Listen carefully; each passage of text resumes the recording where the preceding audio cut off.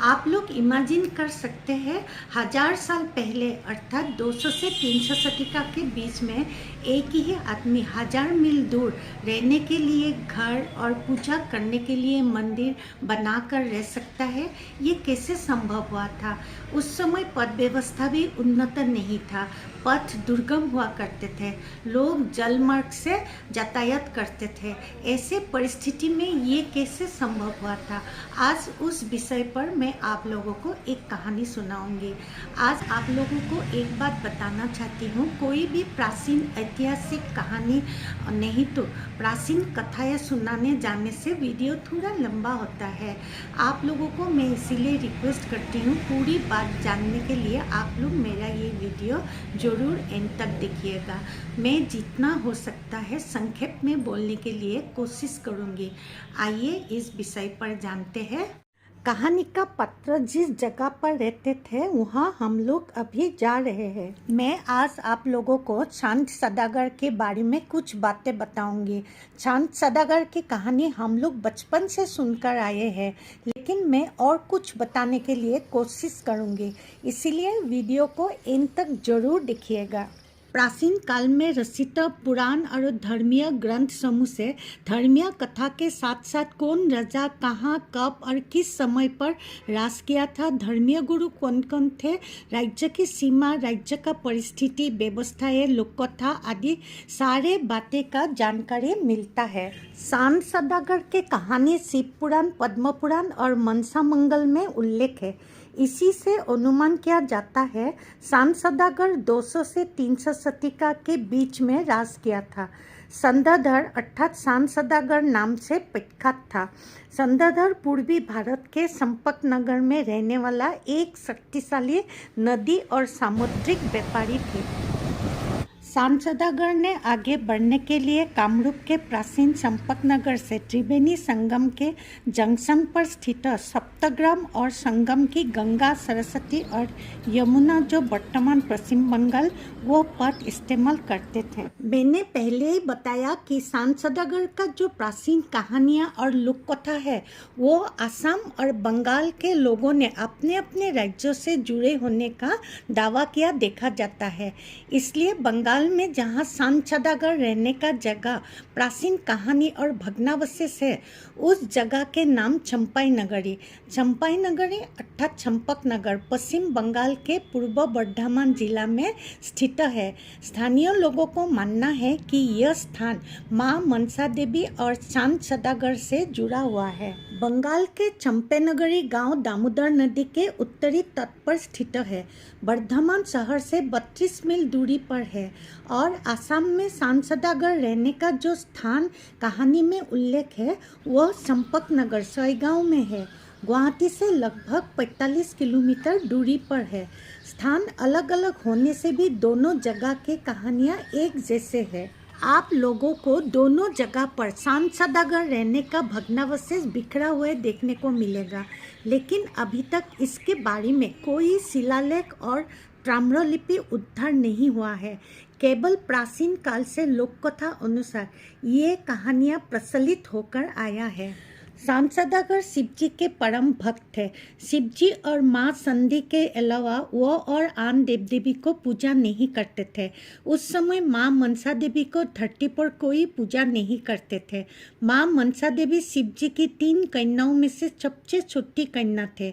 माँ मनसा देवी को बासुकी नाम से भी जाना जाता है। प्राचीन धर्मीय ग्रंथों में उल्लेख है 7 नाग उनके रक्षण के लिए हमेशा साथ रहते हैं। उनकी पुत्र का नाम आस्तिक है, स्वामी का नाम ऋषि जरत्कारु है। पिता सेतली माँ और पति द्वारा उपेक्षित होने की वजह से उनका स्वभाव काफ़ी गुस्से वाला माना जाता है। मनसा देवी का जन्म, विद्या और शक्ति प्राप्त और धरती पर उनके पूजे जाने का अनेक कथाएं हैं, लेकिन मैं केवल चांद सदागर के कहानी के साथ जो कथाएं जुड़े हैं वो मैं आप लोगों को बताऊंगी। एक दिन माँ मनसा देवी दुखी होकर 30 में कोई उनकी पूजा नहीं करता है, ये बातों को लेकर पितृ शिव जी के पास जाकर मन का बात व्यक्त करके उसकी उपाय पूछा। शिव जी ने मनसा देवी को सांत्वना देकर कहा, अगर कोई परम शिव भक्त ने उनकी पूजा करने से उनकी पूजा धरती में प्रचलित होगा बोलकर आश्वासन दिया। मनसा देवी ने इस बात के लिए शांत सदागर को चुना।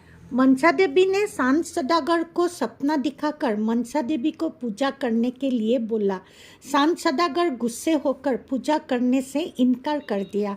ये सुनकर मनसा देवी का गुस्सा आया और शांत सदागर के ऊपर प्रतिशोध लेने के लिए और शांत सदागर को कमजोर बनाने के लिए सोचने लगे। शांत सदागर के 7 पुत्र थे। मनसा देवी ने सदागर को कमजोर बनाकर मजबूर करके मन बदलने के लिए सारे सीमाएं पार कर अपने एक एक करके विषाक्त नागों को भेजकर 6 पुत्रों को मार डाला। फिर भी शिव भक्त सदागर अपना मन को कमजोर होने नहीं दिया। उसने शिव जी को ध्यान करके जो शारीरिक, मानसिक और मंत्र शक्ति मिला था उसी से किसी समय के लिए दुखी होकर भी फिर से अपने काम में लग गया। उनकी व्यापार फिर से चलने लगा। ये देखकर मनसा देवी को और गुस्सा आया। इस बार मनसा देवी ने सदागर का सारे खजाना से भरा हुआ व्यापारी जहाज समुद्र में तूफान की सहायता से डुबा दिया। सदागर का काफ़ी नुकसान हुआ। इस बार सदागर काफ़ी दिन तक व्यवसाय में उठ नहीं पाया था। सब कुछ खोकर वो एक भिखारी बन गया। फिर भी सदागर हार नहीं माना। वो बिना डरे मनसा की पूजा करने से इनकार कर दिया। वो केवल शिव जी और दुर्गा की पूजा करते रहा। मनसा देवी ने भी सोचने लगा कि वो कभी भी अपने दम पर सदागर को जीत नहीं पाएगा। मनसा देवी ने इसीलिए उनकी दोस्त 2 अप्सराओं की मदद ली। दोनों को पृथ्वी पर जन्म लेने के लिए अनुरोध किया। मनसा के अनुरोध से पृथ्वी पर एक शांत सदागर के पुत्र के रूप में और एक सदागर की व्यापारिक सहयोगी साहबनिया के घर में बेटी के रूप में जन्म लिया। शांत सदागर के यह 7म पुत्र के नाम लखींदर और साहेबनिया का पुत्री के नाम बेहुला था। सदागर ने ज्योतिष द्वारा जब लखींदर का जन्म कुंडली बनाया, उसी समय ज्योतिष ने सदागर को कहा, विवाह के पहले रात लखींदर को सर्पदंशन से मृत्यु हो सकता है। ये सुनकर सदागर पहले से उपाय सोचने लगा। बेहुला के पितृ साहेबनिया ने प्राचीन कामरूप के उदालगुड़ी तंगला क्षेत्र में अपने राज्य स्थापित किया था। बेहुला और लखींदर समय के साथ साथ दोनों बड़े होने लगे। दोनों का शादी के बाद भी चले। बंगाल के कहानी में बेहुला के पितृ कौनस का था करके उल्लेख है। शांत सदागर का ज्योतिष की बात याद था, इसलिए वो पहले बेहुला लखींदर के लिए एक मेहर बनाया जहाँ कोई छिद्र ना हो। अंदर नाग आना तो दूर की बात है, जिसमें से वायु भी प्रवेश ना कर सके। मगर मनसा देवी ने मेहर निर्माता से छोटा सा छेद छोड़ देने के लिए कह दिया था। बेहुला लखींदर का शादी कर दिया गया था। पहले रात्रि को मनसा देवी के विषाक्त नाग ने लखींदर को दंश लिया था। उसी वक्त उनका मृत्यु हो गया। सारे घर में शोर मच गया। तब उसकी पत्नी बेहुला ने केले के पौधे से भेल बनाकर पति के शव लेकर पति को जिंदा करने के लिए दूर दूर तक ले गई। रात दिन बिना रुके चलते गई। बहुत दिन तक उसने कुछ नहीं खाया, जिससे उसका शरीर सूख गया था। लखींदर के शरीर से दुर्गंध भी आने लगी थी। उसके सारे शरीर में कीड़े पड़ गए थे। मात्र उसका कंकाल ही शेष रह गया था। बंगाल के लोगों को विश्वास है, बेहुला पति को लेकर जब त्रिवेणी संगम पहुंचा तब उस जगह के पास नेताई धोबिन को कपड़ा धोते हुए देखा था। धोबिन के छोटा लड़का ने माँ को बार बार कपड़ा धोते समय तंग किया था। नेताई ने लड़का को मंत्र द्वारा अज्ञान करके सुला दिया था। बाद में घर जाते समय उठाकर साथ ले गए थे। बेहुला ने ये घटना देखकर समझ गए थे ये धोबिन साधारण औरत नहीं है। बेहुला दूसरे दिन के लिए अपेक्षा करते रहा। दूसरे दिन बेहुला ने नेताई धोबिन को अपने पति को जिंदा कर देने के लिए अनेक विनती करने लगे। नेताई ने मनसा देवी को नाराज करके ये काम करने के लिए साहस नहीं किया। यद्यपि मनसा देवी ने बेहुला के कठोर तप को देखकर उसे वहाँ धोबिन के पास खुद भेजा था। नेताई ने बेहुला से बोला, अगर वह देवलोक में चलकर अपने नृत्य से महादेव सहित देवतागणों को संतुष्ट कर सकते हैं तो अपने पति को पुनः जिंदा कर सकते हैं। बेहुला उसी की सलाह मान ली और लखींदर के कंकाल के साथ देवलोक पहुँचे। पति के स्मृति से उन्मत्त होकर बेहुला ने देवगण के सामने नृत्य करने लगे। मनसा देवी सहित सारे देवगण नृत्य देखकर स्तंभित हो गई। लखींदर का प्राण अर्थात जीवन दान दे दिया और इसके साथ पतिव्रता बेहुला के नाम अमर हो गया। सदागर ने भी अपने अहंकार दूरी करके बाएं हाथ से मनसा देवी को पूजा देने लगा।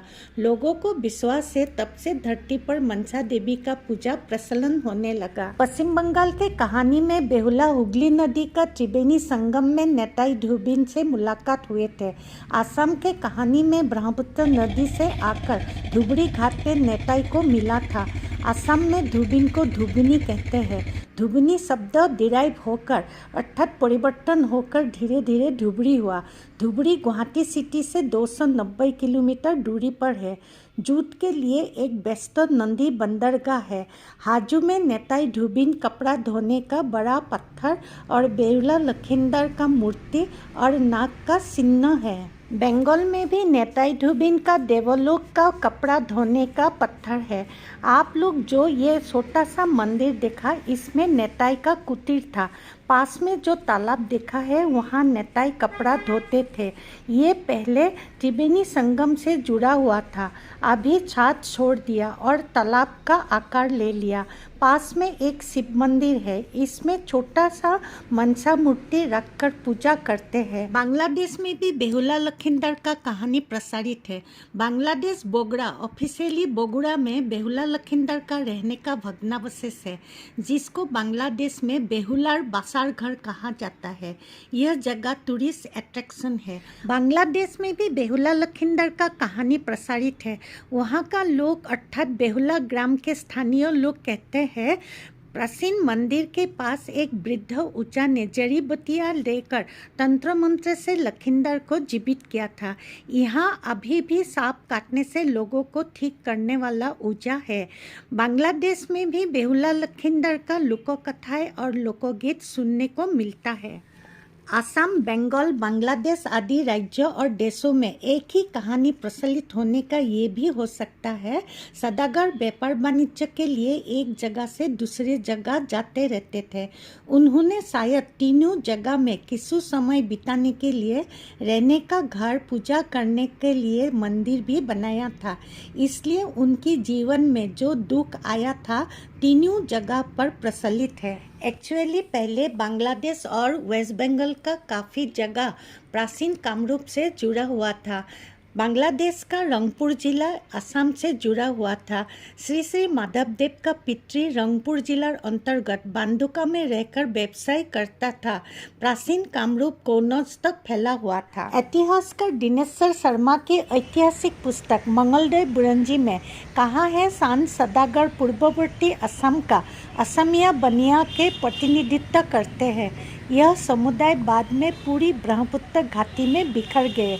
आज भी असम के उदालगुड़ी और तंगला जिले में सांड सदागर वंश के लोग हैं। आज के लिए विदाई लेती हूँ। फिर से एक नया वीडियो लेकर आप लोगों के सामने आऊँगी। आज का वीडियो मेरा कैसा लगा ज़रूर आप लोग कमेंट बॉक्स में जाकर बताइएगा। अगर अच्छा लगा और आप लोग फेसबुक पेज में मेरा ये वीडियो देख रहे हैं तो मेरा पेज को लाइक करके फॉलो कर दीजिएगा। अगर आप लोग यूट्यूब चैनल पर देख रहे हैं तो मेरा चैनल को लाइक करके सब्सक्राइब कर दीजिएगा और कमेंट बॉक्स में जाकर ज़रूर बताइएगा मेरा वीडियो आप लोगों को कैसा लगा। धन्यवाद।